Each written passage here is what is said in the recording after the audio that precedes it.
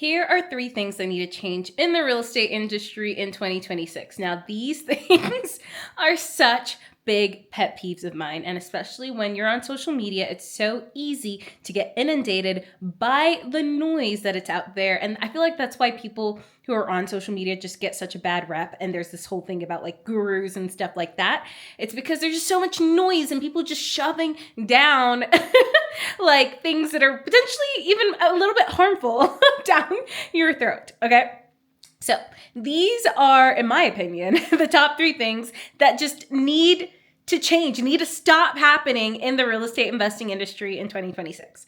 The first one is bragging about the number of doors that you have without actually talking about income. Okay, so you're going to see a lot of people on social media say, I have 100 doors, or I have 50 doors, or you go to, the worst is going to real estate conferences and people are like, how many doors do you have? And that's the first question that comes out of their mouth. And I'm like, oh my gosh, please get me out of here.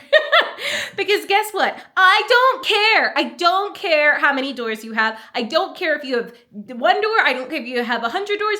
It, number one, doesn't make you more valuable of a human being. It doesn't make you a better real estate investor. And if you're 5 doors or 10 doors or 100 doors are each making $100 a month, that's not impressive to me, okay? I would much rather have less properties with higher margins than have 100 doors, right? So why do we even freaking care about the number of doors? If you have 1 property that's cash flowing $10,000 a month, I'd much rather have that than have 10 properties cash flowing $100 a month. You know what I mean?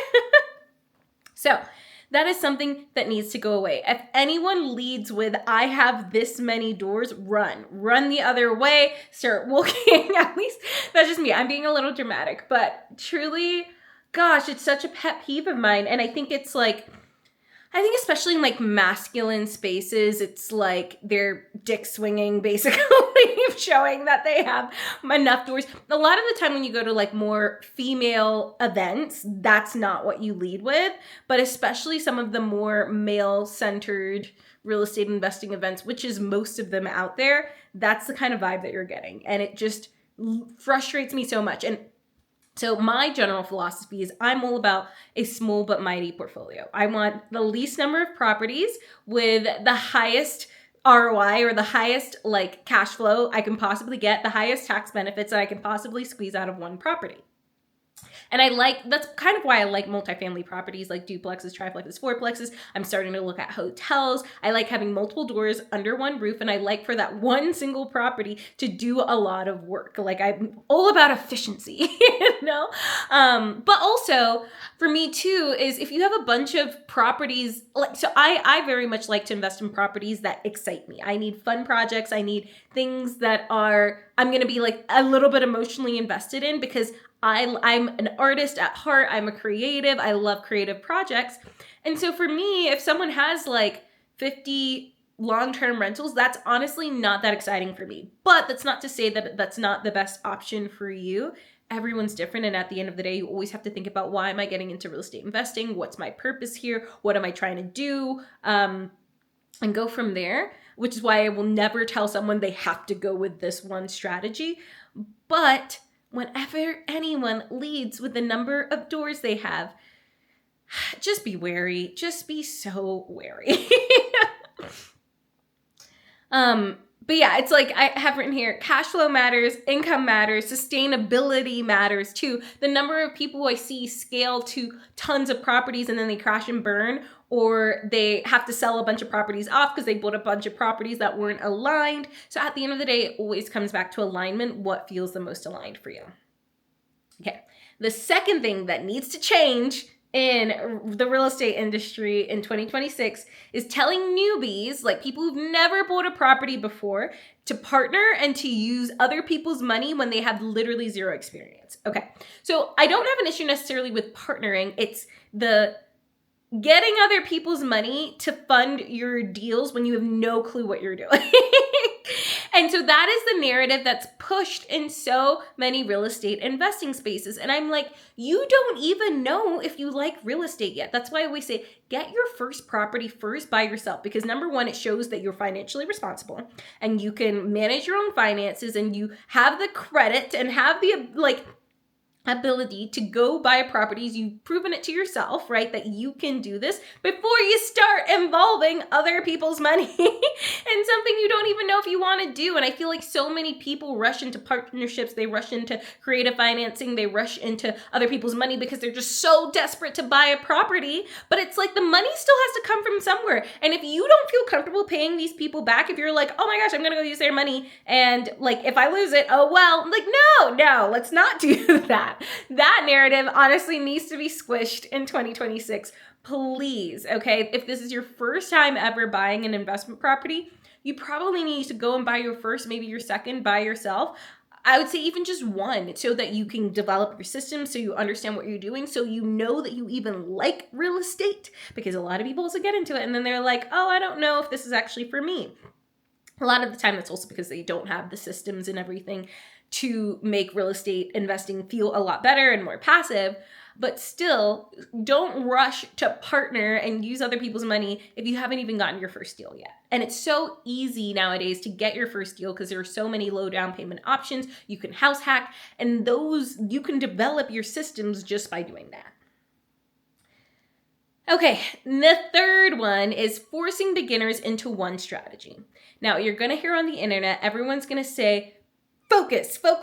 You got to pick one lane and run with it. If you've decided you're going to do short-term rentals, only do short-term rentals. If you're going to do long-term rentals, commit.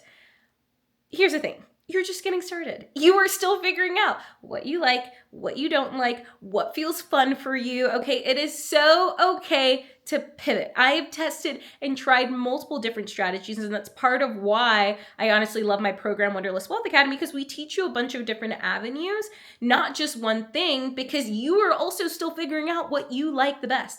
And it's so easy to get swept up in the noise and of social media, of real estate investing conferences, of meetups and stuff where people will try and push certain strategies down your throat. Now, don't get me wrong. I have certain strategies I like the best, but at the end of the day, every single one of them works. Every single one of them works. You just got to pick the one that makes the most sense for you, that feels the best for you, and go with that. And we help you figure out exactly like what feels the best. But it's like, no one strategy is right. You don't have to focus and commit to one and just feel like you're trapped in a box because you decided you were going to do short-term rentals on your first property and like, okay, I guess I have to do short-term rentals on every property. No, you can pivot. You can pivot at any point in time of anything with each property. You're collecting data, you're collecting information on exactly what direction you want to go in, right? If you had told me 5 years ago that I would be buying hotels, I would have been like, you're crazy. I could never do that, right? But it was like all the properties that I purchased led into the hotels, right? They're all stepping stones and blocks to me figuring out like, oh, actually, I think hotels are the best fit for me right now. But I couldn't have started like that. And if I wasn't willing to pivot into like larger short-term rentals that hosted 16 plus people, right? I wouldn't even have thought to get into hotels, right? So it's so okay to pivot your strategy and to dial it, like get even more dialed in different ways and try different things out throughout your journey. That is completely normal, okay? And I think that's it. Those were my three. So, because the thing is real estate really does get to be simple. And the thing that is so great is that there are so many strategies. Now, a lot of the time you buy your first property and you're like, cool, got my first property. This is amazing. But you're like, okay, how do I scale from here? How do I get the second, the third, the fourth? How do I get 3 in 1 year or 5 in 1 year? How do I actually quit my job from this, right? So I'm actually going to be hosting a Scaling to the Moon Bootcamp. And this is for the person who already has at least one property. Maybe they have a couple and they're like, okay, I've been doing this for a couple months, a year, a couple of years, and I'm like, I know I want to scale. I know I need to scale. How can I do this? How can I actually quit my job from this? How can I make this a full-time income? How can I retire my husband? How can I go part-time, right? How can I actually do this? We're going to be going over that in the Scaling to the Moon workshop. If you want to come, the link is going to be below. I think I'm going to have something that's a website that's oliviatati.com/scale. Don't quote me on that. Just double check the link below and I will see you there.